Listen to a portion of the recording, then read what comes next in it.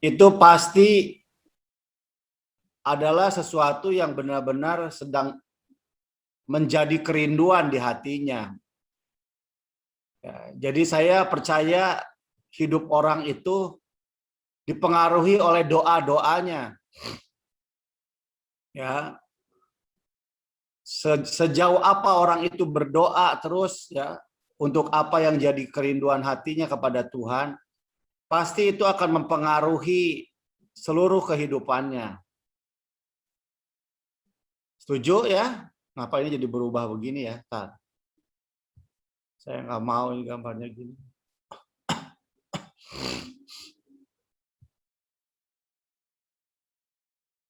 Kenapa ini jadi berubah? Oh, fokusnya. Ya, jadi coba share ya. Kita apa adanya lah. Saya pengen dengar masing-masing share. Kira-kira apa sih yang selama ini jadi pokok doa kalian tuh dalam hidup kalian tuh? Apa? Karena itu menentukan sekali ya. Apa yang akan kamu jalani bersama dengan Tuhan tergantung dari apa yang jadi doa-doa kamu setiap hari. Boleh mulai dari siapa? Dari Ronald lah boleh. Apa yang begitu jadi kerinduan di hati sampai itu menjadi pokok doa dalam hidup kita, khususnya di masa-masa ini ya, masa-masa pandemik ini. Silakan. Hah?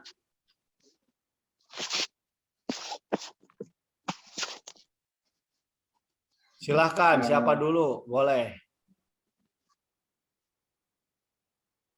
Kalau dari saya, punya spirit yang tetap antusias sih, yang jadi apa ya? Jadi kerinduan lah gitu.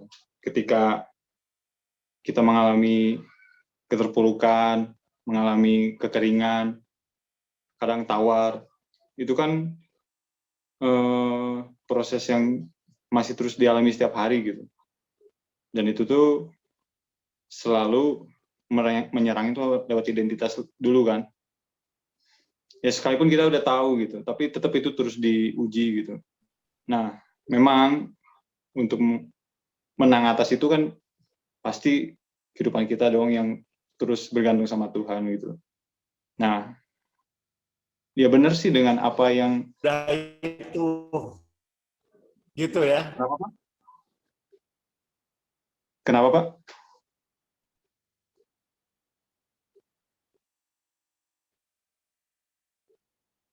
Sinyal. Jaringan.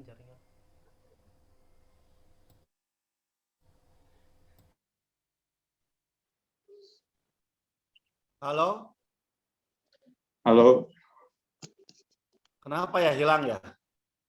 Iya, tadi hilang Pak. Oke.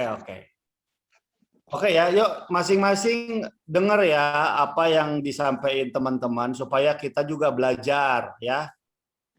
Tadi pokok pembahasan kita hari ini ya, apa yang jadi pokok doa dalam kehidupan kita setiap hari.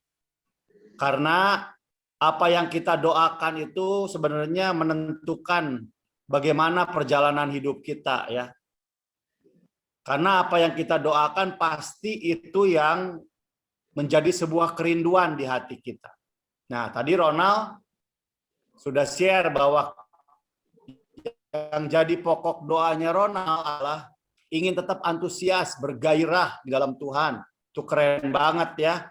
Itu yang menjadi kesukaan hati Tuhan. Namun, tadi Ronald sempat bahas bahwa dalam perjalanannya tidak semudah itu karena ada situasi, ada keadaan, baik pekerjaan maupun mungkin keluarga, maupun mungkin lingkungan, pergaulan yang bisa membuat rasa antusias itu bisa hilang, betul?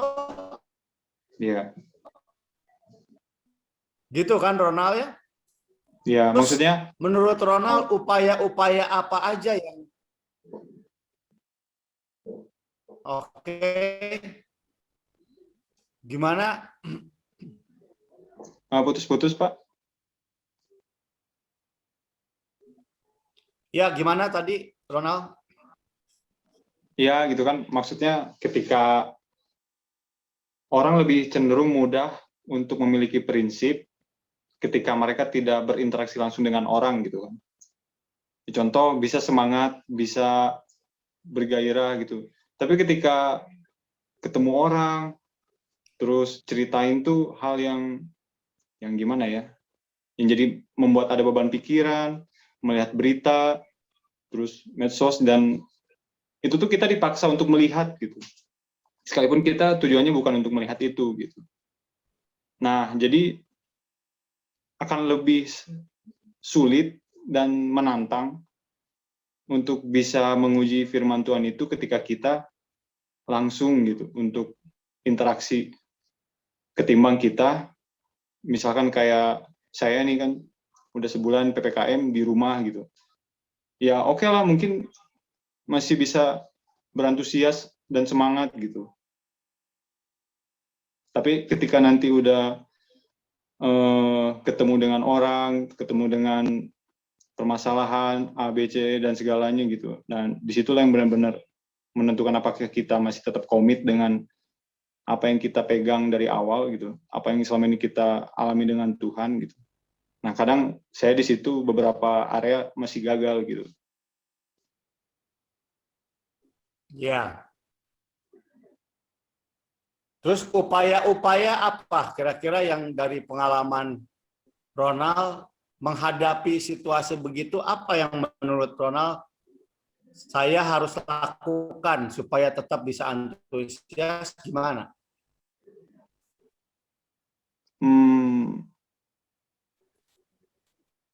Apa ya? Punya pengharapan sih, Pak. Dan nggak pernah untuk, atau jangan pernah mencoba untuk membandingkan janji Tuhan untuk hidup saya dengan orang lain gitu. Kadang saya juga melihat ketika orang punya ketekunan dan kegigihan gitu, ada hasil, ada buah yang terlihat, itu tuh membuat saya jadi tawar juga gitu. Misalkan udah, apa ya, adalah beberapa jawaban doa saya yang masih belum terjawab gitu. Dan itu mempengaruhi saya juga gitu. Jadi punya pengharapan. Iya, itu salah satunya, Pak. Ya. Oke, jadi intinya kan tadi Ronald bilang perlu antusias untuk tetap bergairah dengan Tuhan ya. Iya. Ya, untuk bergairah dengan Tuhan tuh memang kadang-kadang, bukan kadang, salah satu yang paling utama gitu ya, yang bisa menghambat kita bergairah tuh karena keinginan-keinginan kita yang banyak tidak terpenuhi. Ya, Dan mungkin itu juga tidak keinginan-keinginan. sesuai ya. Ah? Dan itu mungkin juga nggak sesuai dengan apa maksud Tuhan gitu kan. Ya, kadang-kadang kita mesti begini ya, keinginan kita itu baik menurut kita, tapi belum tentu itu yang memang Tuhan mau dalam hidup kita. Nah, begitu kita memaksakan keinginan kita, pokoknya saya pengennya begini, saya pengennya begini, saya pengennya begini. Nah, ketika itu dipaksakan, ya, dan ternyata itu bukan yang Tuhan mau, akhirnya kita bisa jadi kecewa. Ya, jadi salah satu problem itu adalah yang menghambat kita untuk bisa mengasihi Tuhan dengan sungguh-sungguh. Ya, saya percayalah setiap kita di sini hati kecilnya ingin menyenangkan hati Tuhan, betul? Ingin melayani Tuhan, ingin jadi berkat, ingin dipakai Tuhan. Wah, luar biasa. Tapi seringkali itu nggak tercapai. Ya, karena ternyata penghambatnya itu adalah masih banyaknya keinginan. Keinginan-keinginan diri kita sendiri yang tersimpan gitu di dalam hati kita.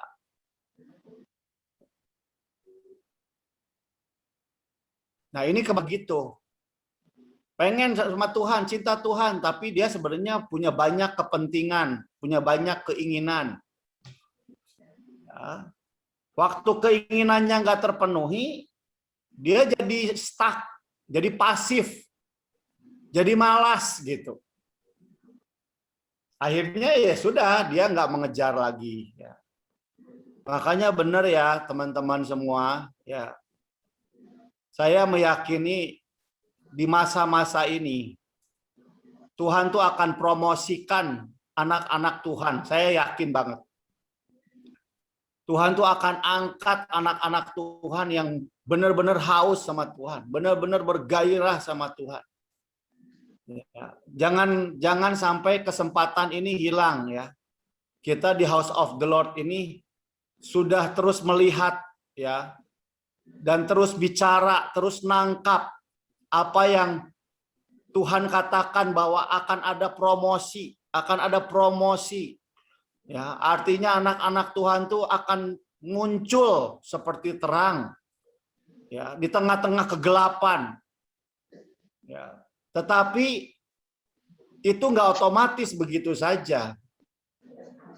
Kalau kita mau benar-benar berdoa seperti itu ya, yang tadi seperti Ronald bilang, Tuhan, saya nggak tahu berapa banyak di sini yang punya doa seperti itu ya, yang benar-benar doanya tuh Tuhan, aku pengen tetap gairah, antusias, aku ingin tetap hidupku tuh dipakai Tuhan ya.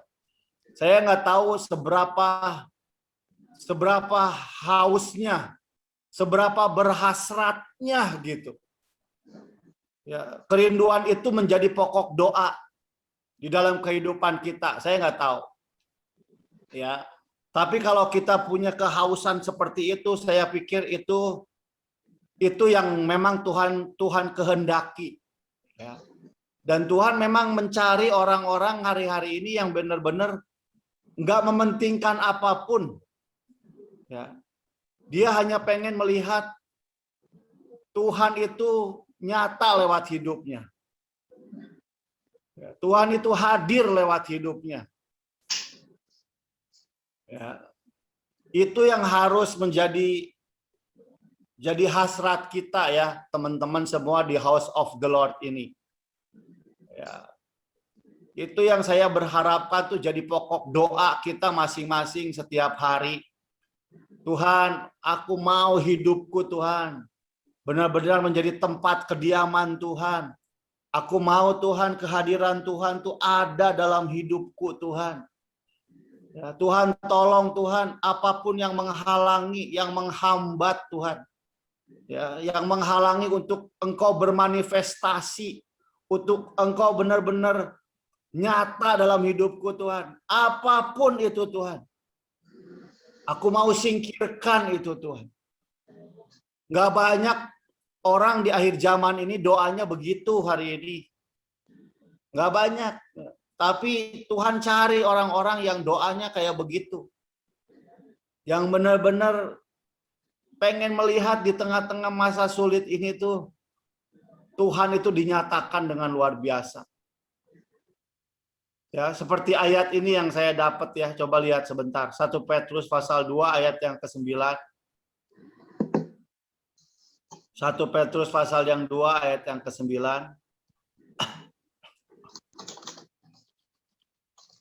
Tetapi kamulah bangsa yang terpilih. Perhatikan, kamu bangsa terpilih. Ya, jadi nggak main-main.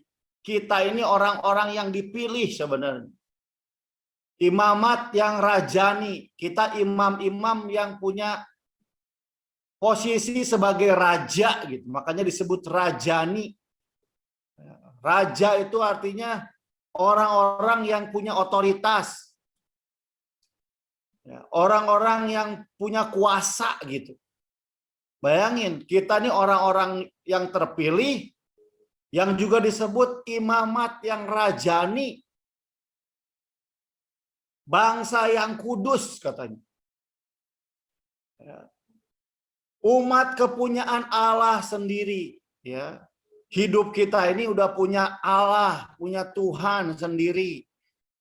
Ya, kita ditebus jadi milik Tuhan, bukan milik kita sendiri lagi.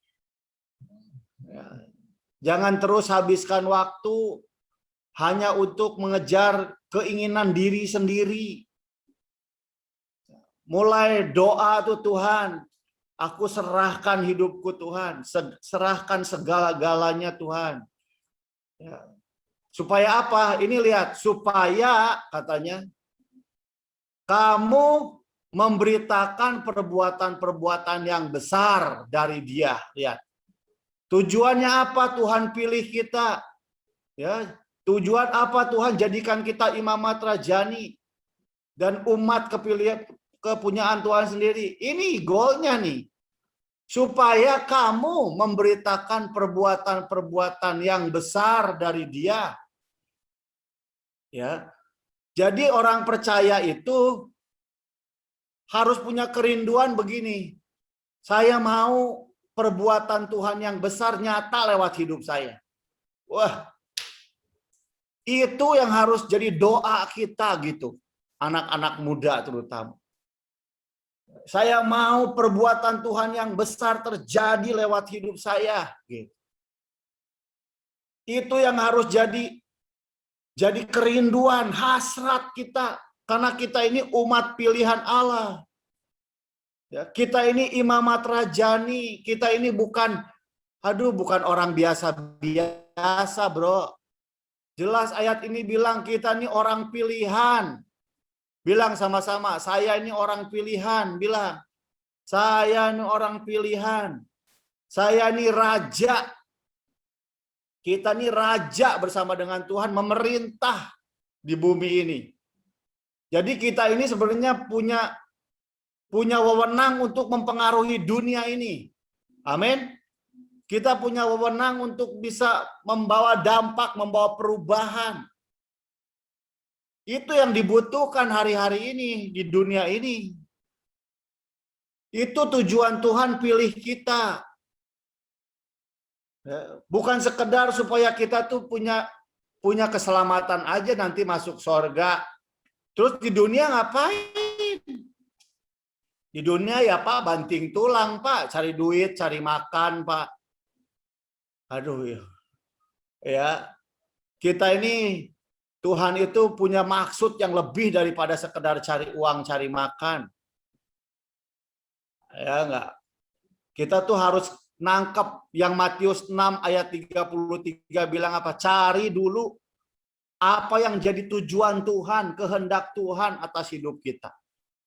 Kamu nggak perlu khawatir waktu kamu mengejar apa yang jadi agenda Tuhan, jadi tujuan Tuhan. Tuhan itu pelihara, bahkan dibilang ditambahkan setiap hari. Itu yang harus kuat gitu di dalam diri kita. Itu yang harus jadi doa. Saya pengen semua teman-teman di sini punya doa yang beda gitu.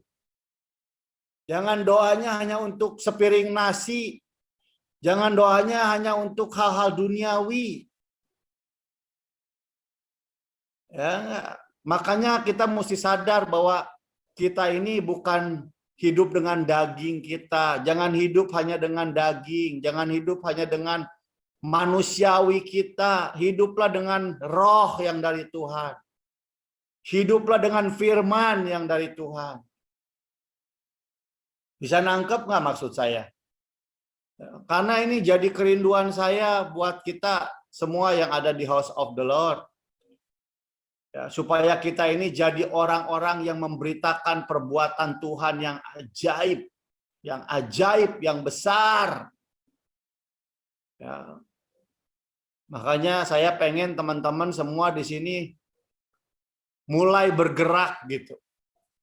Jangan biasa-biasa, mulai berani mendoakan orang, mulai berani bicara sama orang tentang kebenaran, memberitakan Injil, ya, bicara baik lewat Facebook, lewat apa saja. Pokoknya kita harus mengobarkan terus gairah ini, antusias ini. Jadi yang Ronald share tadi itu sebenarnya buat kita semua. Kalau kita mau tetap antusias, itu kayak api, tukang sate harus dikipas apinya. Antusias itu bisa padam, tapi gimana caranya nyala lagi? Dikipas lagi. Gimana ngipasnya? Kita mulai memperkatakan firman, kita mulai berbagi kesaksian kepada orang, cerita tentang firman. Itu sebenarnya mengobarkan roh, mengobarkan antusias. Ya, jadi harus ada tindakan, ada action. Ya, saya berdoa nih supaya kita semua ada action. Kenapa kita bikin hari Kamis breakthrough prayer? Buat apa? Itu tuh untuk apa? Untuk mengobarkan. Ya, kita tuh mau action gitu. Enggak cuman sekedar khotbah-khotbah biasa gitu ya. Enggak sekedar cuman sharing-sharing. Kita tuh pengen mendemonstrasikan kebesaran Tuhan, perbuatan Tuhan yang ajaib, yang besar. Gitu. Itu harus jadi hasrat kita. Ya, itu harus jadi doa kita.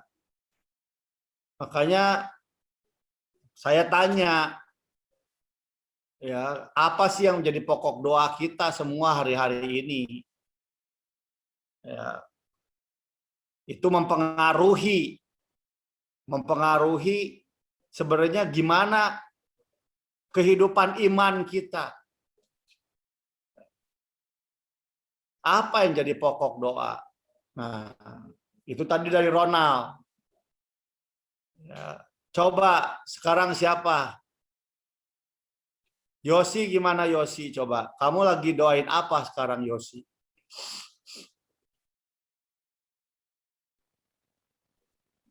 Kalau saya pas kemarin kan ini bergumul doa kuliah atau kerja. Tiba-tiba Kak Sepwan telepon saya. Terus saya angkat, tiba-tiba mau ngajak kerja di ini, Fried Chicken. Puji Tuhannya dari situ, Pak. Kerja di mana? Fried Chicken, Ya, KFC, di belum tahu. KFC. Oh, kapan mulai kerja? Nanti, Pak. Oke. Nah, kalau kerja, misalkan jadi kerja nih, udah diterima belum? Kemarin itu saya belajar buat Fried Chicken. Terus mama saya ngajarin. Terus saya bisa sendiri buat Fried Chicken. Jadi belajar dulu gitu. Oh, kok belajar sendiri, nggak belajarnya di fried chicken-nya di mana ini? Di KFC bukan? Bukan di rumah dulu. Oke. Jadi doanya pengen jadi pengusaha fried chicken gitu. Doanya ini mau kerja dulu. Nanti tahun depan supaya bisa kuliah, bisa sampai wisuda sih pengennya. Oke. Nah, kalau doa yang itu kan doa buat diri kamu sendiri ya. Kalau kamu berdoa yang Tuhan mau, kamu nangkep apa buat hidup kamu?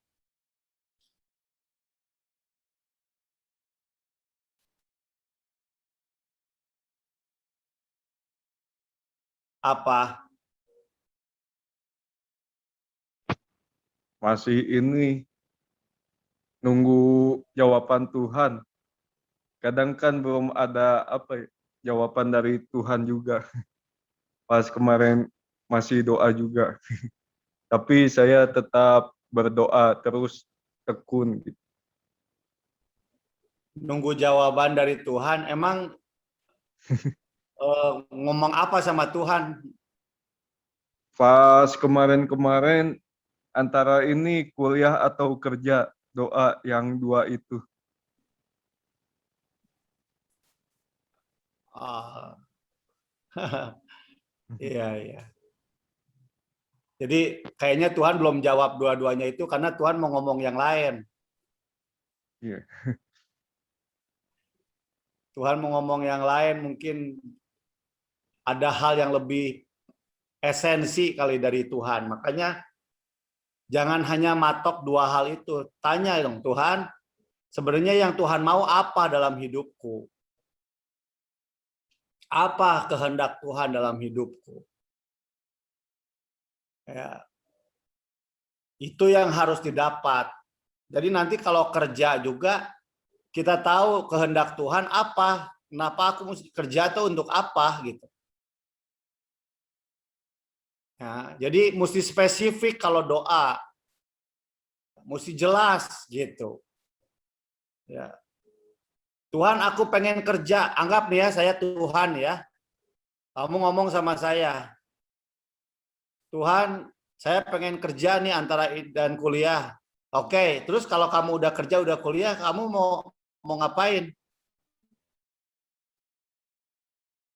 Tahu nggak kehendakku apa dalam kerjaan atau kuliah kamu? Nah, pasti ada rencana Tuhan di situ. Itu yang harus ditanya lebih dalam. Kalau aku kerja apa ya Tuhan? Mau Tuhan tuh apa ya Tuhan? Bukan semata-mata karena aku perlu kerja Tuhan. Tapi karena aku pengen apa sih rencana Tuhan gitu. Itu spesifik, itu dalam doanya gitu. Jangan cuma karena aduh pengen kerja, Tuhan kasih kerjaan dong, kalau enggak ya kuliah. Terus untuk apa gitu? Nah, jadi mesti tahu sebenarnya apa yang Tuhan mau. Itu sih sebenarnya kerja atau kuliah itu kan sebenarnya hanya kendaraan lah kalau saya bilang sih. Hanya sarana. Tapi goalnya apa gitu. Banyak orang hanya mendoakan sarana. Dia nggak tahu apa yang jadi goalnya gitu. Makanya setelah orang berdoa cuman pengen dapat kerja, setelah dapat kerja, dia udah lupa sama Tuhan. Sibuk aja cari duit gitu, ngurusin duit sendiri. Ya nggak? Ah, banyak orang tuh gitu, lagi belum punya kerjaan, minta didoain supaya punya kerjaan. Ya, tapi udah dapat pekerjaan, dia udah nggak cari Tuhan lagi kan? Nah, itu yang salah. Makanya mesti jelas nih, Tuhan, saya mau kerja, kehendak Tuhannya apa, tujuannya apa. Jadi kita tuh tetap walaupun kerja atau kuliah itu hanya sarana di mana kita tuh menggenapi tujuan utama Tuhan tuh ini nih, yang tadi 1 Petrus 2 ayat 9. Tujuannya ini, tujuannya tuh harus firman dasarnya. Tujuannya harus kamu dapat pesan Tuhan gitu. Ya. Itu yang membuat kita hidupnya berbeda. Ya, di sini jelas dibilang supaya kamu memberitakan perbuatan yang besar dari Dia yang telah memanggil kamu keluar dari kegelapan kepada terangnya yang ajaib. Jadi kita ini udah dipanggil dari gelap menjadi terang. Untuk apa? Ya, untuk memberitakan perbuatan Tuhan yang besar. Ya. Terserah kamu nanti mau jalannya lewat kuliah, lewat kerja, lewat bisnis, lewat jadi dokter kek, lewat jadi insinyur kek, jadi apa saja. Itu sebenarnya sarana. Yang jadi utama itu adalah kita tuh harus memberitakan perbuatan Tuhan yang ajaib. Kita harus menceritakan tentang Tuhan. Nah, kita harus mengalami dulu perbuatan-perbuatan Tuhan yang besar itu. Kalau enggak, kita nggak pernah bisa cerita apa-apa.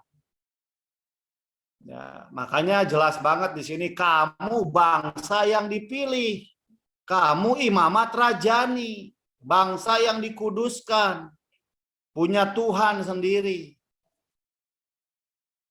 Ya. Ini yang sayang ya, banyak orang itu doanya nggak dalam gitu. Doanya tuh hanya sebatas ya yang aku ingin aja gitu. Belajarlah berdoa gini, Tuhan, yang Tuhan kehendaki apa Tuhan? Apa yang Tuhan mau Tuhan? Ya. Kayak Yesus.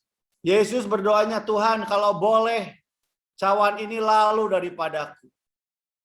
Tuhan punya keinginan itu. Yesus punya keinginan, tapi dia bilang bukan kehendakku, tapi kehendakmu yang jadi. Ya, jadi saya memperdalamlah doanya Yosia nih.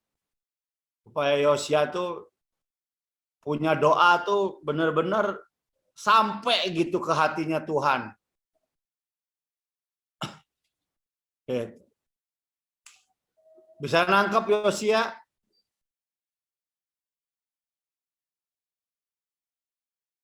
Bisa nangkep Yosia? Atau bingung?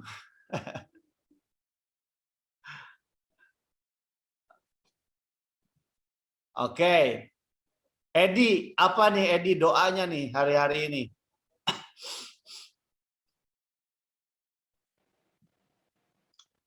Ya, kalau saya sih mungkin pokoknya itu ya pengen ngajak istri lah ya. Tapi saya juga masih hati-hati gitu. Karena masalah keyakinan itu kan memang udah melekat gitu ya. Susah, permanen gitu. Butuh sentuhan ibaratnya nggak terlalu frontal gitu. Beda dengan kalau orang ke orang lain gitu. Karena pasti ada faktor-faktor yang memang bakal terjadi aja gitu. Jadi ya itu sih, jadi pokoknya sih, jadi biar Edi juga ikut pelayanan Papitnya lebih maksimal gitu, lebih terbuka. Jadi jangan enggak yang kayak yang setengah-setengah gitu loh. Kalau dekat dia, kalau bareng kan ibaratnya kita bisa saling nguatin kayak gitu sih. Pokoknya sih lebih ke itu. Paling lebih ke pengen memperkuat lagi gitu. Jadi pokok doanya adalah pengen membawa istri gitu ya. Biar bareng-bareng gitu, bertumbuh.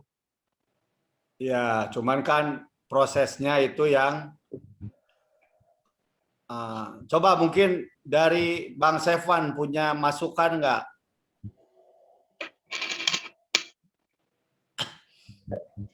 Ya, puji Tuhan. Untuk Pak Edi maksudnya, Pak? Ya. Ya, memang kan Rasul Paulus berkata, aku bertinju tidak sembarang bertinju, tapi aku melatih diriku agar ketika aku memberitakan Injil, aku sendiri tidak ditolak seperti itu. Jadi sebetulnya untuk kita tanda kutip merebut lah seperti itu ya, jiwa orang untuk percaya kepada Yesus. Saya percaya dari kita sendiri harus kita dulu latih dulu dari iman kita. Nanti contoh misalkan seperti ini, istrinya Pak Edi tanya, kok Tuhan orang Kristen 3 ya? Apa maksudnya?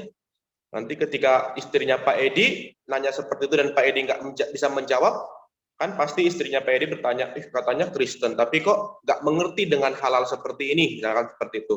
Nah, jadi saya percaya ketika misalnya Pak Edi sudah diperlengkapi dengan dasar-dasar kekristenan, dengan yang namanya pengenalan yang benar akan Tuhan, itu nggak perlu kita injili kok. Contoh satu hal, mama saya. Papa mama saya ini nikahnya ini di Muslim, ya, jadi pernikahan Muslim. Nah, papa saya ini, mama saya semuanya keluarganya Muslim sampai sekarang masih Muslim. Nah, singkat cerita, papa saya nggak pernah untuk ngajak ke gereja, jadi masing-masing aja. Papa saya minggu ke gereja, dia sholat, bahkan kakak saya pernah ikut sholat sama mama saya, kayak gitu dulu. Dulu saya belum sempat lahir untungnya. Jadi ketika saya lahir, untungnya udah Kristen, udah lahir baru seperti itu. Udah mau hampir lahir baru seperti itu. Nah, singkat cerita, gimana bisa bertobat? Papa saya nggak pernah nginjilin. Tapi papa saya diperlengkapi terus, ikut hari Selasa ikut ibadah, hari Minggu terus ikut ibadah, dia diam-diam baca firman. Memang sama kayak Pak Edi, mama saya dulu agak sedikit fanatik, dan papa saya sedikit takut juga, karena keluarga besar mama saya itu hampir rata-rata aparat kepolisian, ada yang TNI, ada yang polisi, jadi agak sedikit takut seperti itu. Nah, singkat cerita, ya inilah cara Tuhan. Ketika papa saya diperlengkapi, sendirinya ya Tuhan punya cara. Jadi singkat cerita, dulu mama saya kecelakaan di Ciparai, lalu masuk ke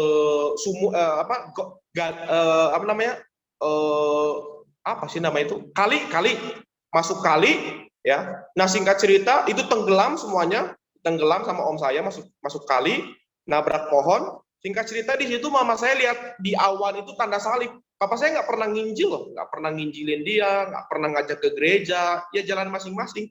Singkat cerita, mama saya masuk kali, lalu dia lihat tanda salib, lalu dia besoknya bilang sama papa saya, aku mau ikut dong ke gereja. Lalu papa saya kaget, oh, kok bisa kamu ikut ke gereja? Iya, aku kemarin waktu kecelakaan, aku lihat di awan itu ada salib. Nah, di situ barulah mama saya ikut Tuhan. Nah, ketika ikut Tuhan nggak beres lagi. Papa saya diancam setiap minggunya mau dibunuh dan lain sebagainya. Saya sempat yang namanya om saya ada TNI, tentara. Ini pistol udah di sini. Saya udah mau ditembak. Kalau kamu masih Kristen, saya tembak anak kamu katanya. Tapi singkat cerita, om saya di situ langsung pingsan tergeletak. Makanya om saya dari kejadian itu, om saya sangat sayang sama saya. Nah, seperti itu. Jadi bagaimana misalnya Pak Edi, dipersiapkan dulu hidup kita seperti itu. Pengenalan yang benar akan Tuhan. Nanti itu istri akan otomatis lah. Akan otomatis tanpa Pak Edi bilang, ayo ikut ibadah, ayo kenal Yesus. Enggak, itu akan otomatis akan mengalir. Akan terpancar kehidupan, kata kitab Amsal. Seperti itu. Jadi dimulai dari diri kita sendiri dulu. Mengenal Tuhan secara benar, hidup sungguh-sungguh, takut akan Tuhan, seperti tadi kata Ronald, bergairah, itu akan otomatis mengalir loh. Seperti itu, Pak. Yes. Itu pengalaman juga. Ya, jadi selama Edi terus buka hati sama Tuhan, percaya sama Tuhan, pasti ada cara yang mungkin kita nggak kepikir ya. Secara manusia mungkin Edi pikir, aduh susah ya, dia keyakinannya kuat, dia begini. Tapi kalau Tuhan udah datang sama dia, ya nggak ada yang bisa ngomong tuh. Saya banyak lihat di YouTube orang-orang yang levelnya bukan fanatik lagi ya, udah gimana gitu. Tapi kalau Tuhan udah datang sama dia, oh kita kaget ngelihat mereka tuh bisa begitu berbaliknya dengan luar biasa. Contohnya Rasul Paulus saja. Coba Edi nanti baca kisah para rasul tentang Rasul Paulus yang dulunya penjahat, suka membunuh orang Kristen. Ketemu sama Tuhan tuh di jalan. Hidupnya berubah. Jadi percayalah, yang penting tuh Edi praktekkan aja nilai-nilai firman-Nya. Mengasihi, mengampuni, ya enggak, sabar, setia, hidupnya benar. Biar aja tunjukkan. Buah-buah hidup kamu ditunjukkan.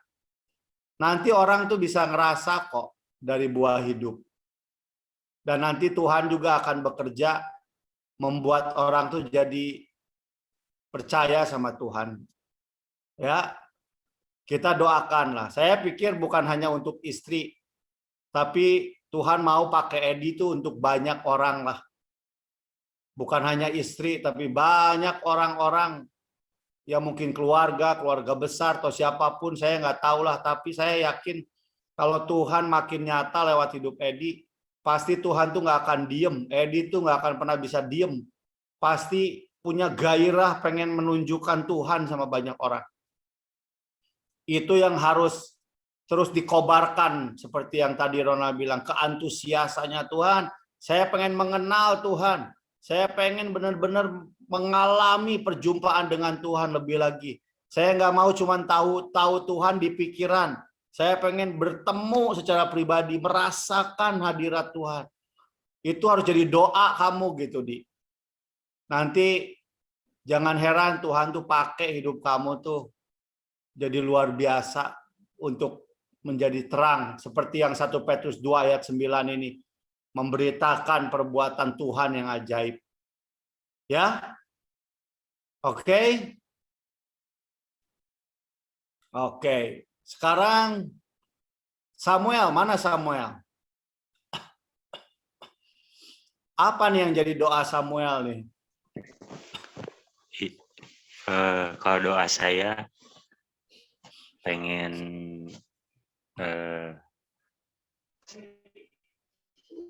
Nikah.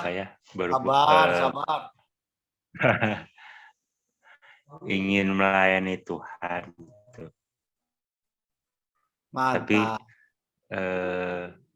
belum spesifik gitu. Jadi bukan melayani di gereja, tapi ada kontribusi saya, tapi belum menemukan. Nah, bagus ya doanya itu, menurut saya itu yang Tuhan juga suka lah. Kalau kamu pengen melayani, doa pengen melayani itu hal yang luar biasa ya. Kamu nggak doa minta kaya, kamu nggak doa minta rumah besar, kamu nggak doa minta mobil bagus ya.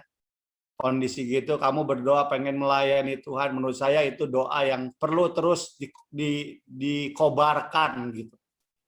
Ya, nah, cuman saran saya begini, kalau sekarang mungkin ya kita belum menemukan itu ya, karena mungkin pelayanannya nggak akan di dalam gereja, misalkan main musik atau apa gitu ya.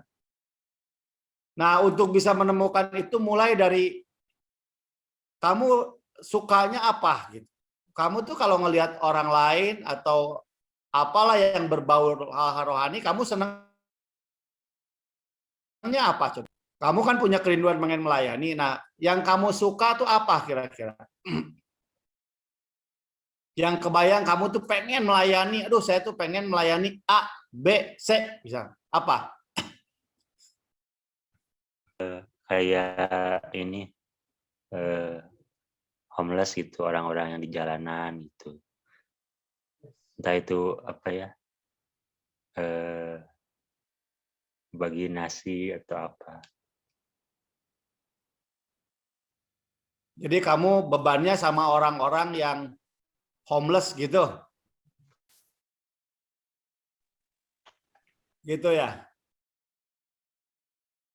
Iya. Oh.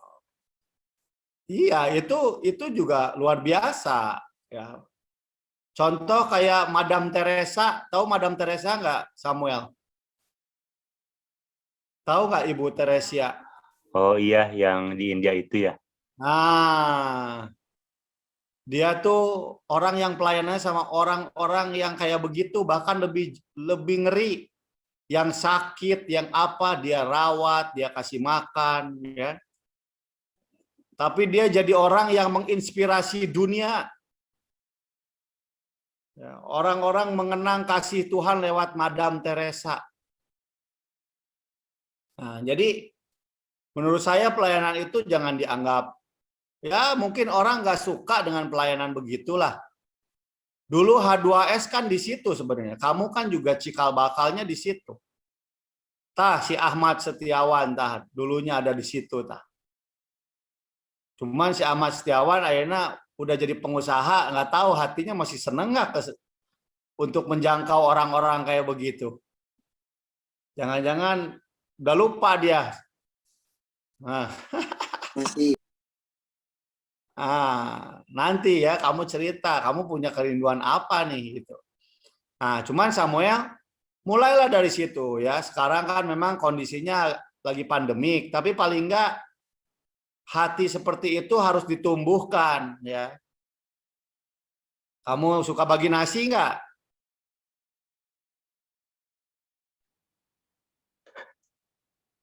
Pernah, Pak.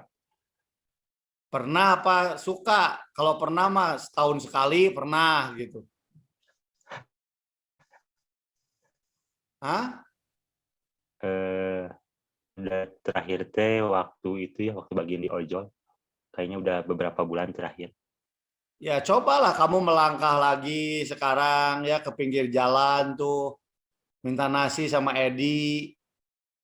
Ya, kamu ketemu bisa sambil ya sekarang memang kondisinya harus jaga jarak ya, tapi kamu kan bisa sambil ngobrol, ditanya. Jadi kamu mesti action kalau suka kayak begitu. Jangan cuman diem, harus ada tindakan, Edi.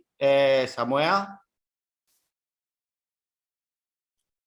Jadi itu mah nggak usah didoain lagi, Sam. Kamu kata Tuhan tinggal juk lempang kali itu melangkah saja. Nah, sebenarnya udah ada karena kerinduan kamu di situ.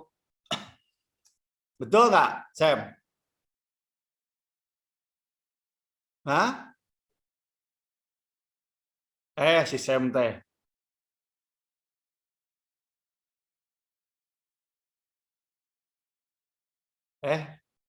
Sam, mendengarkan tidak, Sam? Suaranya putus-putus, Pak. Oh, putus-putus. Nah, tapi paham ya maksudnya ya, Sam ya?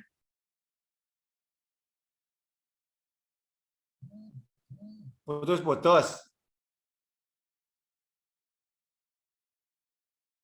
Si Samnya gelap teuing sih, jadi teka tempo sayahna meureun.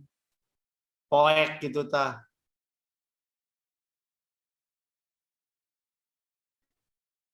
Oke, sekarang Ahmad, coba Ahmad gimana Ahmad?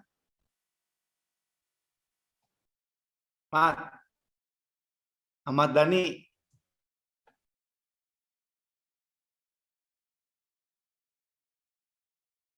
Halo. Kedengeran nggak suara saya? Kedengaran, Pak. Kedengeran, Mana kedengeran. Ahmadnya mana ini? Suaranya putus-putus, Pi.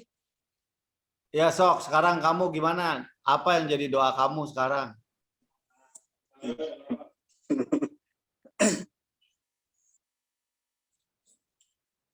Ya kalau Yang benar jadi doa ya, yang benar jadi doa ya, jangan iya, Pi, jangan yang benar jadi bahkan tiap hari aku selalu berdoa itu, Pi, apa? untuk kesembuhan dari COVID yang itu sering didoakan supaya cepat kembali normal gitu, Pi, aktivitasnya. Jadi nggak banyak yang dibatasi. Dan semakin sekarang PPKM diperpanjang lagi, coba ya walaupun aku berdoanya kurang mahir, tapi di dalam hati benar-benar pengen ya seperti udah nggak ada COVID lagi gitu, sembuh semuanya. Itu di kerinduan dalam hati sih, selalu berdoa gitu. Bahkan kan si mama si bapak juga kemarin ya sakit gitu. Didoain nggak sih papa mama?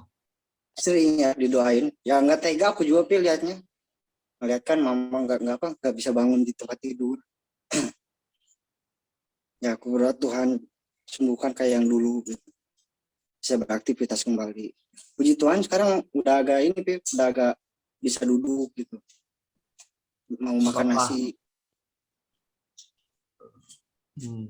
Terus kalau untuk melayani doa nggak? Belum. Untuk melayani gimana? Samuel tuh mendoakan supaya hidupnya bisa dipakai Tuhan. Kalau itu ya pengen Pi, ada kerinduan pengen Tuhan pakai aku buat ya buat memberkati orang-orang di sekitar apa. Dan tadi juga mungkin ya kata papi kan kayak yang dulu aku seneng banget bagi nasi. Tadi juga ditawarin sama si Aidi, diajakin sore kita bagi nasi, mau nggak katanya, ya ke Caringin kayak dulu katanya. Setiap udah pulang kerja kalau ada waktu ya mau kata PTA gitu. Tiap jam 5 kan udah pulang, bagi nasi dulu ke TKI apa ke Caringin. Kasian kan kadang aku juga selalu kalau dilihatin mah kenapa aku teh kurang bersyukur ngeliat orang lain kan PPKM apa nyari makan aja susah. Dengan puji Tuhan kerja juga masih berjalan, bisa nyari makan, bisa ngasih ke orang tua gitu. Tapi pas ngeliat orang lain tuh ngerasa aku tuh malah kurang bersyukur gitu. Makanya ya setiap ingat itu aku nggak mau hati kayak gini Tuhan. Ya. Ya.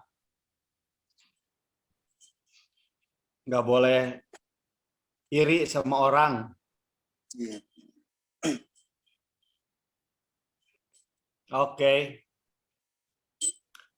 Oke ya, jadi ya saya bisa lihat lah ya sejauh apa doa setiap kita gitu ya. Saya dorong supaya kita tuh apa ya, benar-benar berdoa sesuai gitu dengan apa yang sebenarnya Tuhan pengen kerjakan dalam hidup kita. Kita harus berdoa apa yang sebenarnya jadi harapan Tuhan, bukan harapan kita. Ya, kita punya harapan nggak? Punya. Tapi belajar berdoa gini, kalau harapan Tuhan apa? Dan saya mau menggenapi gitu, mewujudkan apa yang jadi harapan Tuhan.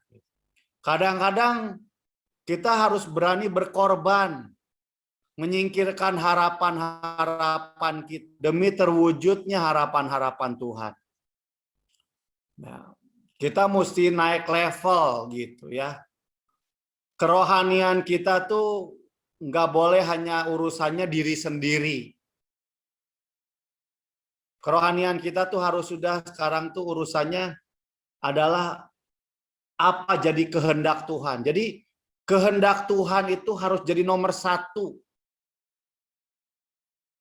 Harapan Tuhan jadi nomor satu.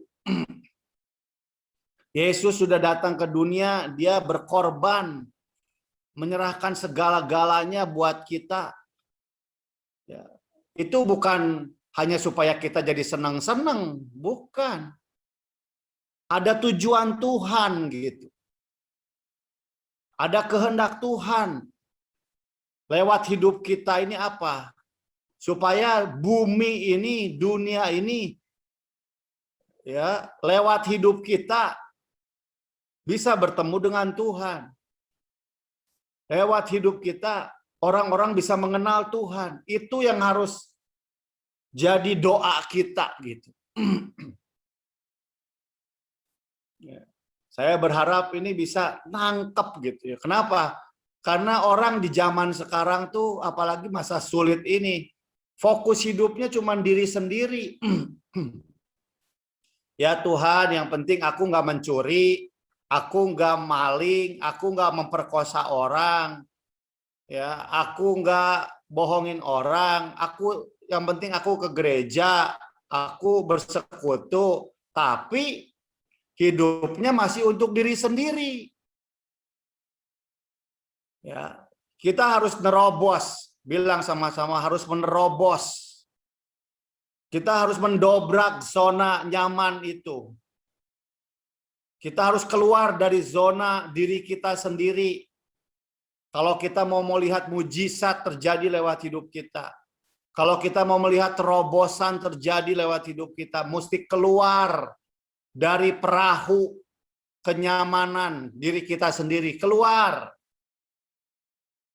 Ya, justru ini goncangan sekarang ini sebenarnya Tuhan itu sedang menseleksi gitu.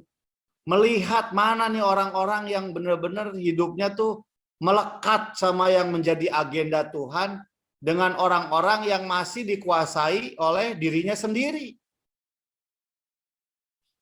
Ya, saya berdoa nih buat kita semua supaya ada terobosan, supaya ada breakthrough, ada promosi. Promosi yang dari Tuhan di masa-masa kegelapan ini dahsyat. Bukan sekedar punya kerjaan yang bagus. Ya, promosi dari Tuhan bukan hanya untuk hal itu. Memang mungkin Tuhan bisa pakai lewat pekerjaan. Tapi yang terutama itu lewat pekerjaan itu adalah Tuhan itu dimuliakan lewat hidup kita. Tuhan itu benar-benar hadir lewat hidup kita. Jadi jangan di levelnya ini terus. Mesti ada dobrakan. Ya, mesti ada keberanian untuk keluar dari diri sendiri. Gitu. Dan meresponi apa yang menjadi kehendak Tuhan. Karena kehendak Tuhan itu di atas segala-galanya, di atas kehendak kita sendiri. Ya, baru hidup kerohanian kita tuh maksimal, kehidupan kerohanian kita tuh akan berbuah lebat. Kerohanian kita tuh akan dinikmati banyak orang. Kita akan jadi seperti terang dan garam dunia yang bisa dirasakan banyak orang. Oke, sebelum nanti mungkin Ibu Uli bisa tutup mungkin dengan beberapa hal. Mungkin David, mana David?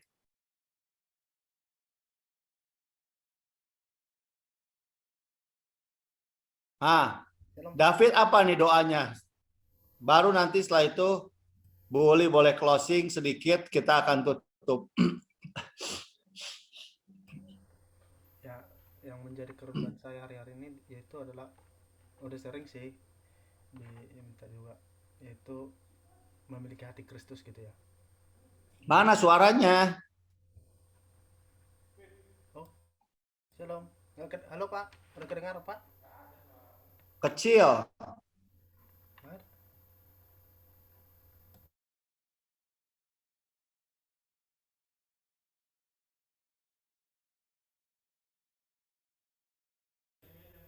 Halo Pak. Ada dengar nggak suaranya David? Kecil. Kecil. Bentar Pak.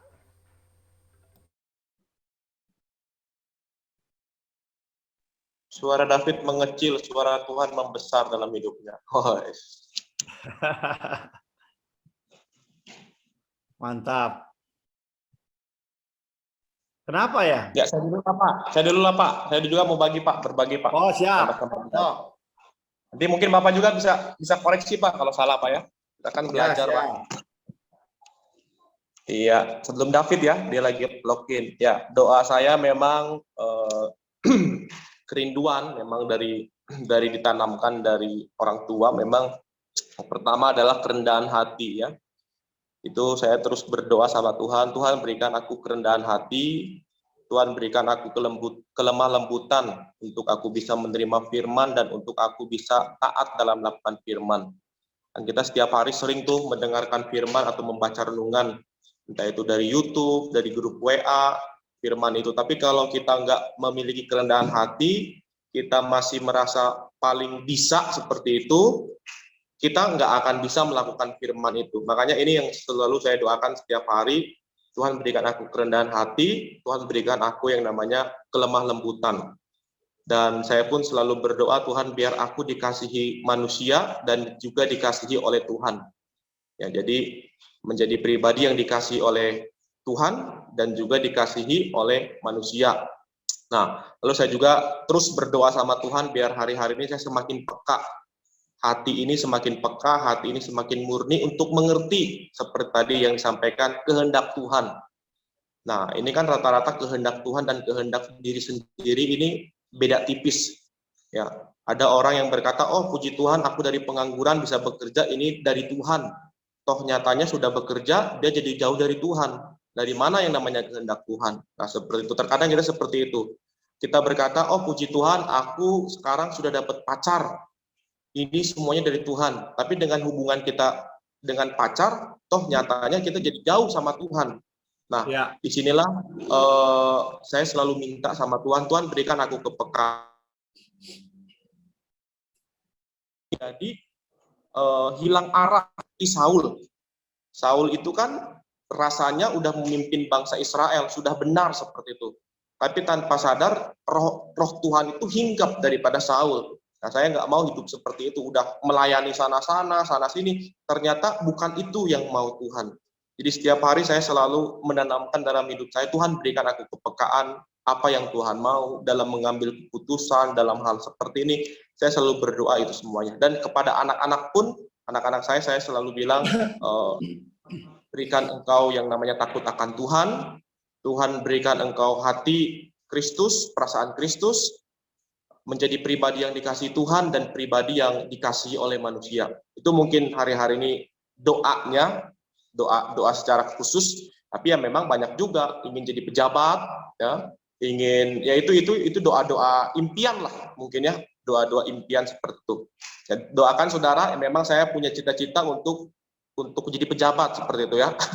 Makanya saya bulan depan itu kuliah, ya. Makanya bulan depan kuliah, ya. Nggak tahu nanti 2024 bisa nyalon caleg kan, calon legislatif kita nggak tahu kan. Di pemerintahan kita anak-anak muda bisa bersuara atau lain sebagainya. Ya ini masih angan-angan saya doang. Ya Tuhan kan nggak tahu bagaimana. Nah makanya kan selalu berdoa Tuhan berikan kepekaan biar nanti kalau lakukan ini bukan atas dasar pribadi saya. Memang saya pikir, wah ini kan bagus. Tapi kan belum tentu Tuhan kata Tuhan bagus. Itu mungkin Pak, kerendahan hati, kelemah lembutan, itu terus menjadi pokok-pokok dalam hal doa, kepekaan khususnya. Untuk membedakan, untuk mengerti kehendak Tuhan dan bukan. Itu mungkin Pak. Ya, mantap ya. Kalau jadi pejabat, di Alkitab juga ada siapa namanya Daniel ya. Iya, betul Pak. Dia seorang pejabat ya, tapi benar-benar seorang pejabat yang punya dampak, punya pengaruh yang sangat luar biasa. Kenapa? Karena dia punya kehidupan yang istimewa dengan Tuhan. Apalagi posisi pejabat sekarang, aduh, kalau tidak benar-benar kuat kehendak Tuhannya, itu bisa mudah digoncang gitu ya. Apalagi sekarang dari berbagai sisi. Contoh aja kayak Ahok. Ahok nggak kurang bagus gimana, tapi ngeri hidupnya, nggak gampang jadi posisi pejabat, apalagi di negeri Indonesia ya, apalagi model kayak si itu. Tapi lihat, ya kalau kita lihat pekerjaan Tuhan lewat Ahok, sekalipun dia pernah di penjara, tapi dia tetap jadi orang yang punya pengaruh sekarang ya, walaupun dia tidak pejabat sebagai menteri atau sebagai apa, tapi dia orang yang mempunyai pengaruh namanya. Karena dia dulu pernah ada di posisi sebagai pejabat dan hidupnya benar-benar luar biasa gitu. Ya, jadi bisa saja kalau memang ada kerinduan ke situ, Tuhan buka jalan semua gitu ya. Nah, itu cocok dengan doa kerendahan hati, dengan kesabaran, ngerti kehendak Tuhan. Memang modal pejabat harus itu, rendah hati ya. Nah, cuman kerendahan hati ini mesti hati-hatinya apa? Kerendahan hati yang sesungguhnya itu hasil dari keintiman sama Tuhan. Jadi bukan sekedar rendah hati yang kita miliki. Orang bisa rendah hati nggak tanpa Tuhan? Bisa juga. Ya, tapi kerendahan hati tanpa Tuhan yang berasal dari sisi manusia kita, itu pasti ada batasnya. Dan kadang-kadang juga ada motif-motif yang kita sendiri mungkin kadang-kadang nggak sadar berasal dari diri sendiri. Tapi kerendahan hati yang kita doakan ini adalah kerendahan hati yang akan muncul ketika keintiman dengan Tuhannya makin kuat. Jadi kalau berdoa untuk kerendahan hati, makin intimlah sama Tuhan. Makin tinggallah di dalam Tuhan. Nanti muncul buah. Itu buah benar-benar bukan dari diri kita, tapi buah roh yang membuat kita punya kerendahan hati yang sesuai gitu dengan karakter Kristus gitu. Ya, itu masukan saja, tapi itu doa yang luar biasa ya. Kita dukung doa supaya Stefan benar-benar jadi seorang yang berdampak dengan luar biasa. Amin. Terima kasih, Pak. Oke, David gimana nih? Kalau saya Pak, Ya, setelah David di closing. Kalau Ibu Uli ada ya, kalau enggak kita tutup. Silakan.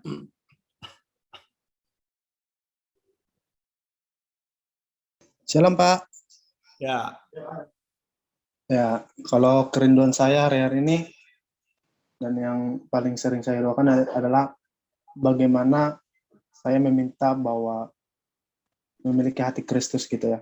Karena dalam keseharian atau yang ruang lingkup yang saya jalani juga dalam media sosial juga banyak yang saya temukan bahwa ternyata banyak orang yang berbahagia tapi namun hatinya hancur gitu ya. Banyak orang yang ternyata bisa ketawa atau bisa seakan-akan tidak terlihat bahwa dia menderita gitu. Tapi ketika saya melihat dan mereka bertanya secara langsung gitu ya, ternyata mereka banyak yang betul-betul hancur gitu. Hancurnya bukan hancur karena mereka gitu, tapi dari dalam diri mereka ternyata ada hal-hal yang mereka butuhkan gitu. Sampai ada yang bertanya, waktu itu udah pagi ya, baru hari Jumat kemarin ada perempuan yang tanya itu jam 3 pagi. Ketika dia bertanya begini, bagaimana sih agar doa kita dijawab gitu. Jujur saya sebenarnya belum sampai ke sana gitu ya, mau menjawab itu karena saya pun berdoa, seakan-akan Tuhan itu belum menjawab gitu ya, mengingat di posisi sekarang gitu. Namun saya berdoa waktu itu, Tuhan berikan saya hikmat untuk menjawab ini gitu. Tiba-tiba yang terlintas dalam pikiran saya gini, saya menjawab beliau itu perempuan, pertanyaannya salah gitu, bukan tentang bagaimana doa kita dikabulkan gitu, itu pertanyaan yang salah gitu. Baru saya bilang adalah bagaimana sebenarnya kita berdoa mempercayakan hidup kepada Tuhan, itu yang saya bilang. Oh, tiba-tiba setelah selesai telepon, saya sadar gitu ya, kok bisa sekali ya gini jawaban saya gitu ya kan. Saya pun bingung gitu, karena setahu saya pun sering kali berdoa meminta bahwa agar Tuhan itu memberkati saya gitu ya. Tapi kok tiba-tiba bisa kayak gini jawabannya gitu. Ketika saya memang berdoa begitu, saya berkata sama dia seperti yang tadi, bagaimana kita berdoa bukan tentang kita meminta kepada Tuhan, tetapi bagaimana kita mempercayakan hidup kita kepada Tuhan. Bagaimana caranya, dia bilang gitu. Dan saya pun ketika mau mengatakan ini bahwa hati saya pun gemetar gitu ya. Karena saya kerinduan yang paling dalam sebenarnya bagaimana Tuhan secara pribadi melawat gitu ya. Agar perubahan itu langsung signifikan gitu ya. Dan maksudnya perubahan dalam hidup saya itu betul-betul berbalik gitu ya. Yaitu mengalami cinta mula-mula gitu. Cinta Tuhan itu gitu. Itu yang saya bilang kepada beliau, ketika kita mempercayakan hidup kepada Tuhan, caranya adalah bagaimana kita terlebih dahulu seperti mencintai seorang pasangan gitu ya. Pasangan kita seperti pacar, saya umpamakan seperti pacar gitu. Baru setelah disitulah kesadaran saya setelah siap telepon, itu sekitar sampai jam 5 pagi, saya sadar gitu. Ternyata perkataan saya itu bukan sebenarnya perkataannya saya sesungguhnya gitu ya. Namun ketika saya meminta kepada Tuhan agar diberikan hikmat dalam berbicara, tidak terlalu ketika saya pun berbicara kadang-kadang saya terlalu ego untuk membicarakan sesuatu gitu ya. Ingin mengomong langsung gitu ya. Tapi kali itu pada malam itu pas hari Jumat itu saya seakan-akan dibekap dulu gitu ya, di-scam dulu sama Tuhan gitu. Enggak ngomong dulu gitu, tapi akhirnya mereka sendiri yang berkata-kata tentang bagaimana keadaan mereka. Walaupun pada awalnya saya sendiri tidak tahu sebenarnya hati mereka yang hancur gitu.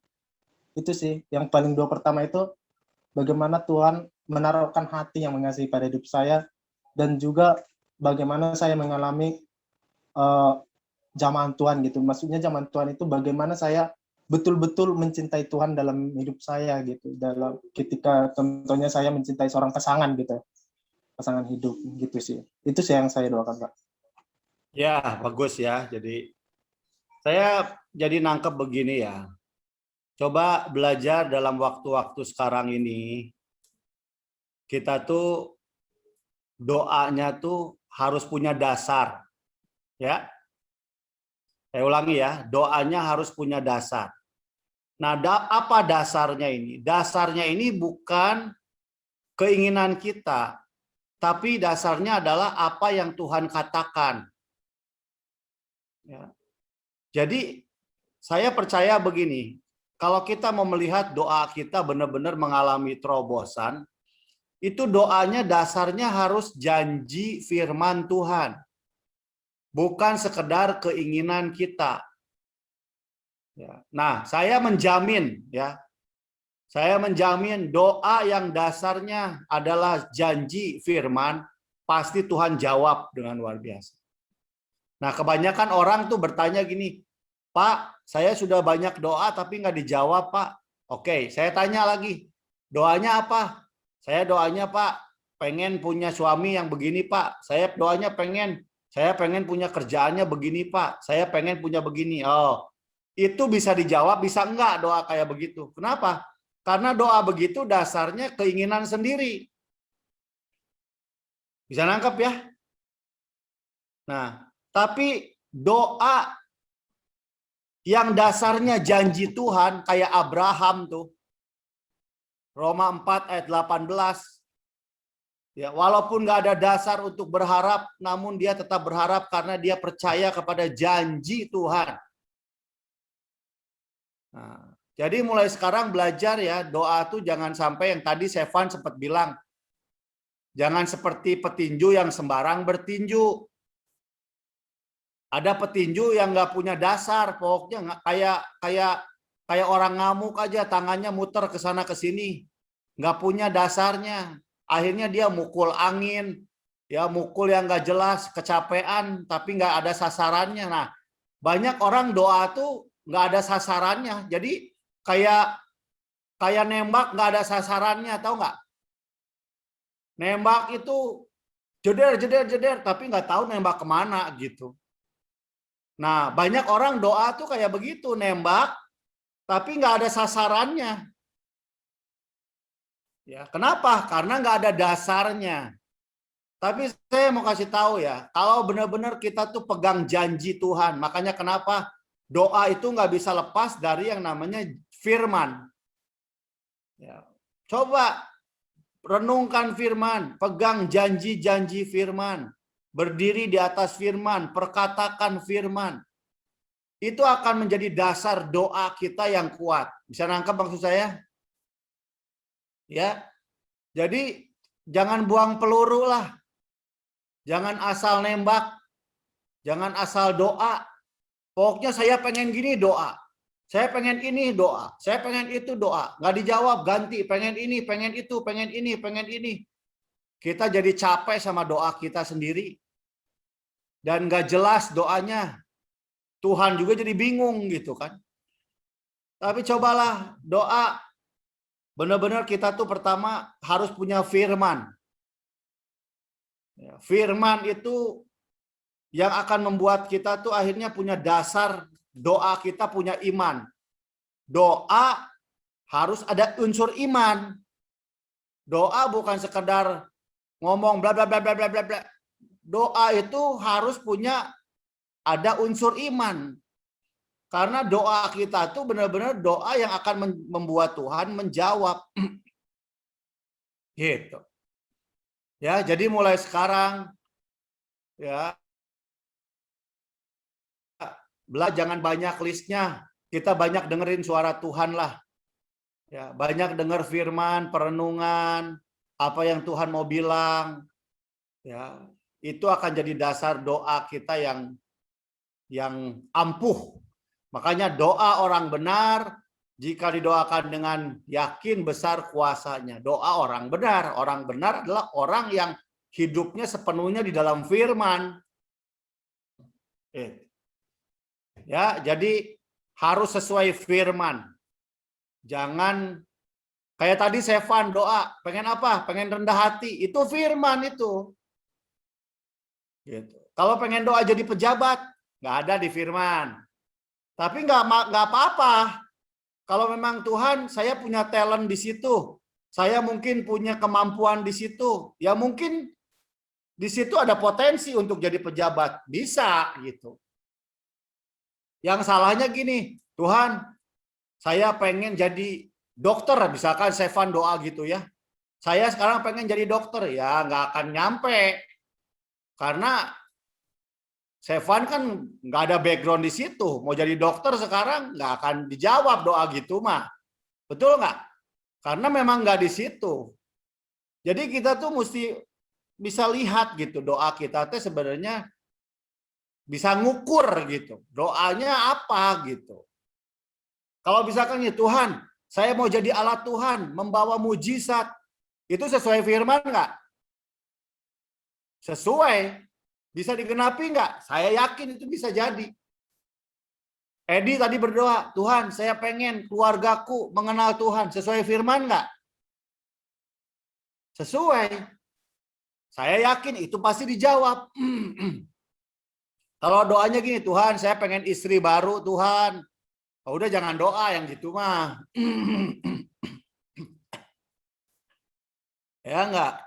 Tuhan saya pengen mobil baru Tuhan. Bisa dijawab, bisa enggak itu. Ya, jadi jangan maksain yang begitu mah gitu. Tapi kalau yang pasti doa itu sesuai firman. Dan di situ ada iman gitu. Ya, tadi David doa, Tuhan kasih saya hikmat. Langsung dijawab enggak? Dijawab tuh. Saya juga wah, luar biasa tuh jawaban David waktu ada yang nanya, doa saya kok nggak dijawab, kamu tiba-tiba punya hikmat. Bukan itu doanya salah, itu hikmat itu. Itu dari Roh Kudus itu. Nah, Tuhan jawab nggak itu? Jawab. Nah, doa buat orang sakit, sesuai firman nggak? Sesuai. Kita doa lah buat orang sakit. Makanya breakthrough prayer, doain orang sakit. Ya karena memang sesuai firman orang sakit. Ya, nah, kita mesti melihat dari sini ya. Jadi doa kita tuh harus tepat. Ya, Samuel doa pengen melayani, itu doa sesuai firman. Ronald berdoa pengen antusias sama Tuhan, sesuai firman. Semua doanya kalau yang berdasarkan firman, sesuai firman. Makanya cek doa kita tuh cek. Sesuai nggak sama firman. Kalau sesuai, oh berarti ini pasti dijawab sama Tuhan. Percaya, imani, terjadi. Amin. Jadi saya pengen setiap kita punya terobosan di situ di area doa. Tapi doa kita jangan sembarang berdoa. Cek semua doa kita sesuai nggak dengan firman. Kalau sesuai, sesulit apapun, tapi kalau itu sesuai sama firman, pasti digenapi. Oke, mungkin itu saja. Kita akan akhiri.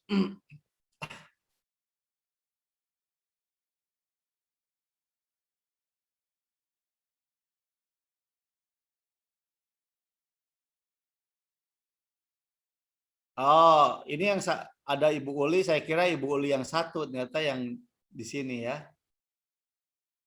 Silahkan Bu Uli, tadi mengikuti enggak ya yang kita bahas? Ikut sebagian Pak, ikut Ya, sebagian. boleh. Karena Nggak sambil apa-apa. ngegendong gitu ya, sambil biasa, sambil ngasuh. Yang saya tangkap ya tadi bahwa kita memang perlu hidup dalam doa ya. Jadi bukan kita perlu berdoa, tidak, tapi kita perlu hidup di dalam doa. Nah, kalau yang saya pribadi, karena tadi saya lihat semuanya bercerita tentang pengalaman doa dan harapan ya. Kalau saya sendiri sih, ya itu mengambil teladan hidup dari puji Tuhan dari orang tua saya itu seorang pendoa yang luar biasa. Jadi saya melihat setiap apa yang didoakan orang tua saya ketika didoakan dengan sangat sungguh-sungguh oleh beliau, semua dia tercentrang itu semua Tuhan jawab. Apakah itu masalah pribadi, apakah itu masalah kerohanian, apakah itu masalah anak-anak, didoakan dengan sungguh-sungguh benar-benar dibawa sama Tuhan dan dicek list, cross check, Tuhan dengar apa enggak, Tuhan jawab apa enggak, Tuhan katakan ya atau tidak. Dari situ mama saya bisa melihat, oh Tuhan nggak izinkan karena begini. Nah, Tuhan berikan hikmat begitu. Nah, saya pribadi, saya menangkap bahwa doa itu adalah bagaimana kita sebenarnya melibatkan Tuhan setiap waktu dalam hidup kita ya. Seperti di dalam Alkitab itu, kalau kita baca di dalam Alkitab kita lihat itu doa pertama kali yang disampaikan oleh manusia kepada Allah itu di dalam, kalau nggak salah nanti mungkin bisa dicek di dalam Kejadian 4 ayat 26 mungkin ya, itu Enos, sejak lahirnya Enos anaknya Set. Ya, anaknya Set, sejak itu manusia mulai memanggil Tuhan. Nah, itu sejak itu mulailah manusia memanggil Tuhan. Itu kata tefila itu mulai muncul di situ pertama kali di dalam Alkitab. Tefila itu maksudnya doa ya, berseru kepada Tuhan. Nah, jadi yang saya tangkap adalah doa itu bukan hanya sebatas menyampaikan permohonan, menyampaikan keinginan, menyampaikan harapan, menyampaikan kebutuhan, ya. Tapi doa yang sesungguhnya yang Tuhan inginkan lahir dari hati kita adalah bagaimana kita melibatkan Tuhan dalam setiap proses perjalanan hidup kita. Melibatkan Tuhan itu bukan berarti hanya minta supaya sukses, supaya berhasil, supaya diberkati jadi kaya, supaya apa, enggak. Tapi Tuhan benar-benar mengambil alih, menguasai, mengendalikan apa yang di dalam pikiran kita, mengendalikan apa yang dalam hati kita, dan apa yang kita rancangkan, apa yang akan kita perbuat.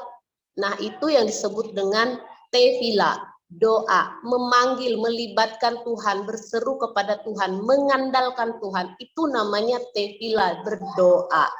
Gitu. Jadi kalau memang benar kita kalau memang kita ingin menjadi orang yang berdoa dan doa kita didengar oleh Tuhan, jangan menganggap berdoa itu sebagai sebuah ibarat seperti apa ya, bagian dari kekristenan gitu, bagian dari ibadah. Kalau ibadah nggak berdoa rasanya nggak lengkap, enggak. Tapi berdoa itu memang bagian dari hidup manusia, bukan bagian dari ibadah, bukan bagian dari kegiatan rohani, bukan bagian dari tuntutan kerohanian, bukan. Tapi doa adalah bagian dari kehidupan kita. Gimana setiap saat kita harus berdoa, harus berseru, harus mengandalkan Tuhan, harus memiliki hubungan intim sama Tuhan. Kalau untuk soal doa, bagian-bagian doa mungkin next lah ya kita belajar dari hambanya Pak Niko. Tapi yang saya tangkap adalah bahwa kita perlu berdoa sesuai dengan kehendak Tuhan, sesuai dengan apa yang Tuhan mau.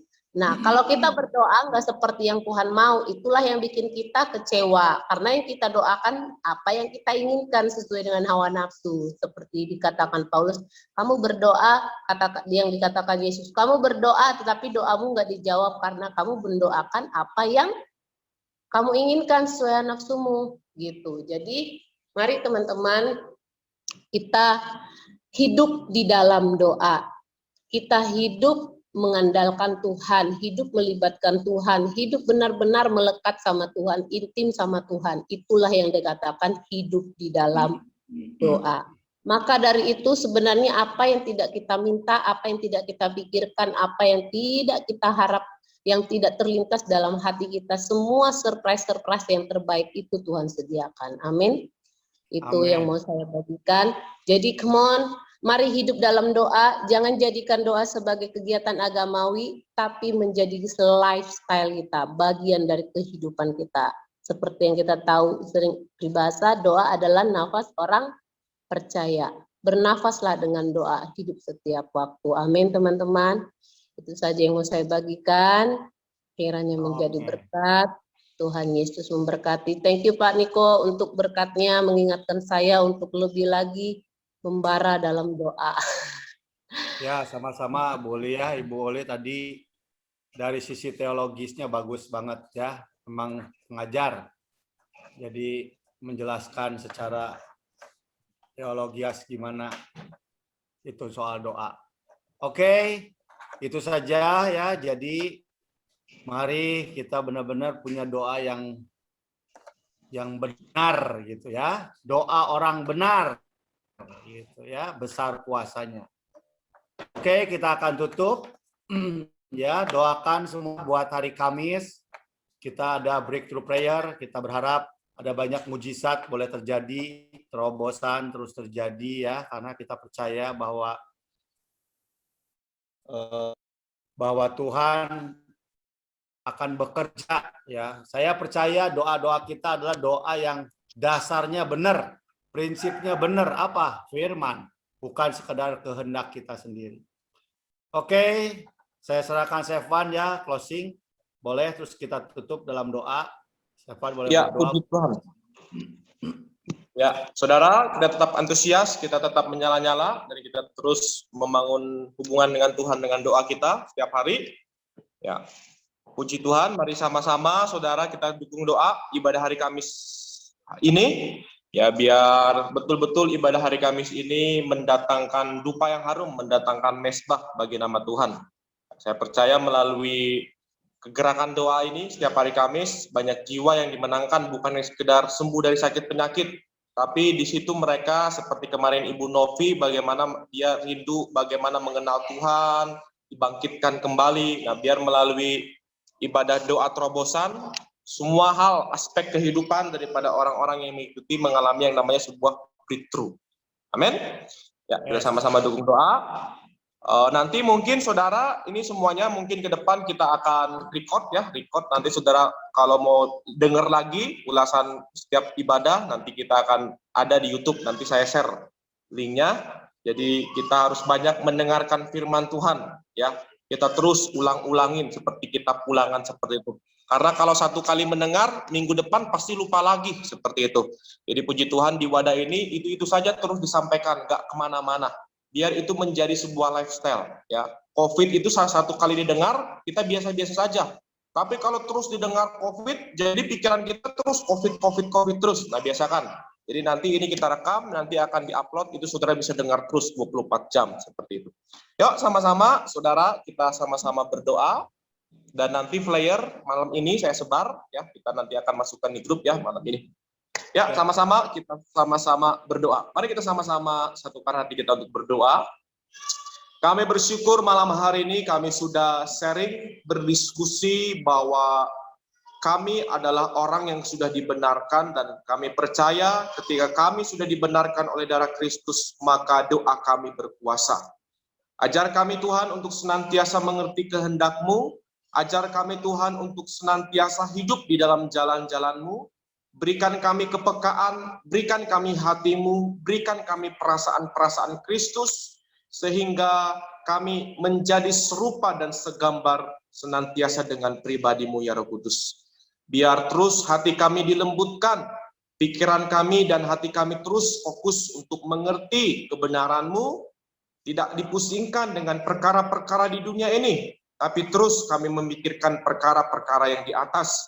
Sebab Tuhan Kau berfirman bahwa burung pipit saja Tuhan pelihara, bunga bakung Tuhan hiasi, terlebih kami anak-anak-Mu. Terima kasih untuk pertemuan kami malam hari ini, biar firman, setiap pembicaraan kami malam hari ini tidak hanya sekedar informasi, wacana, dan berlalu begitu saja, tapi mulai kami beres ibadah ini, kami kembali merenungkan apa sesungguhnya doa itu. Mungkin ada doa yang salah, yang kami doakan itu hanya sekedar keinginan kami, hanya sekedar didasari dengan hawa nafsu. Kami mulai mengintrospeksi diri kami, kembali mengevaluasi setiap seruan kami kepada Tuhan, agar dasarnya adalah firman, agar dasarnya adalah kehendak-Mu. Ajari kami terus, Roh Kudus, Terima kasih berkati hamba-Mu yang sudah membimbing kami. Hamba-Mu Pak Niko yang kami kasihi, orang tua kami. Tuhan limpahkan terus kesehatan, umur yang panjang, kekuatan seumpama burung Raja Wali yang terbang tinggi, yang tidak mengenal lelah di dalam nama Tuhan Yesus Kristus.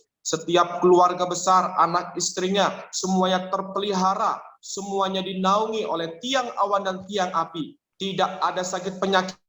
Setiap tangan-tangan orang fasik dijauhkan di dalam nama Tuhan Yesus Kristus. Dari ujung kepala hingga ujung kaki, semuanya ditutup bungkus oleh darah Kristus. Biar kemanapun hamba-Mu ini, Tuhan utus, Tuhan pakai, banyak jiwa yang dimenangkan, banyak orang yang mengalami Kristus. Terima kasih, berkati juga setiap kerinduan dari Pak Edi, Engkau berkati. Kami sepakat malam hari ini berdoa untuk keluarga, khususnya untuk daripada istrinya Pak Edi. Kami percaya firman-Mu berkata bahwa satu orang percaya maka seisi rumah tangga akan diselamatkan. Tuhan, Engkau melihat hatinya Pak Edi. Kami berdoa di hadapan-Mu malam hari ini. Tuhan, Engkaulah Tuhan yang menjadi keselamatan bagi istrinya Pak Edi. Di dalam nama Tuhan Yesus Kristus, Engkau jamah hati daripada istrinya Pak Edi, agar dia bisa mengalami Tuhan, agar dia bisa mengalami perjumpaan dengan Tuhan, entah itu melalui mimpi, entah itu melalui suara-suara seperti Samuel. Di dalam nama Tuhan Yesus Kristus, kami rebut jiwanya di dalam nama Tuhan Yesus Kristus. Kami percaya tahun ini terjadi hujan pertobatan atas keluarganya Pak Edi dalam nama Tuhan Yesus. Berdoa untuk juga daripada mama orang tuanya daripada Lukas, Engkau berkati, biar melalui sakit penyakit ini Tuhan, Engkau menyatakan Yesus Kristus di dalam nama Tuhan Yesus. Pakai Lukas untuk menyatakan kasih-Mu, pakai Lukas untuk menyatakan kebenaran bagi keluarga besarnya. Terima kasih, kami juga berdoa untuk ibadah hari Kamis nanti. Kami percaya tidak ada yang kebetulan, Tuhan yang sudah merancangkan ibadah ini, dan kami tahu ibadah ini adalah ibadah yang dahsyat dan luar biasa, sebab Yesus bersemayam untuk setiap pribadi lepas pribadi. Kami percaya keajaiban, kuasa supranatural, kelepasan, pertobatan, kesembuhan terjadi untuk setiap ibadah hari Kamis ini. Tuhan, Engkau berkenan. Tuhan, Engkau memberikan hikmat untuk apa yang terus kami lakukan, biar semuanya seturut dengan rencana dan kehendak-Mu. Setiap jiwa-jiwa juga yang boleh hadir, mereka mengalami Tuhan, mereka mengalami jamahan Tuhan, mereka mengalami kedamaian, mereka mengalami sukacita yang daripada Kristus Yesus. Terima kasih, berdaulatlah, dan biar semua untuk kemuliaan nama Tuhan. Terima kasih, kami akan menerima berkat daripada Tuhan di dalam nama Tuhan Yesus. Saudara yang dikasihi Tuhan, adalah berkat dari Allah Bapa, pertolongan dari Tuhan Yesus Kristus, serta persekutuan dengan Roh Kudus terus menyertai kita. Kita nggak perlu takut, nggak perlu khawatir dengan apapun, karena kita punya doa yang punya kuasa, yaitu doa yang sesuai dengan yang firman Tuhan katakan. Terima kasih, dalam nama Yesus berdoa dan mengucap syukur. Amin. Amin. Amin. Amin. Puji Tuhan. Selamat hari Ini Minggu. flyernya bantu semua yang lain, kasih teman, kasih siapa ya. Oke Pak. Biar kita bisa hari Minggu. Shalom. hati. Yuk, Tuhan berkati.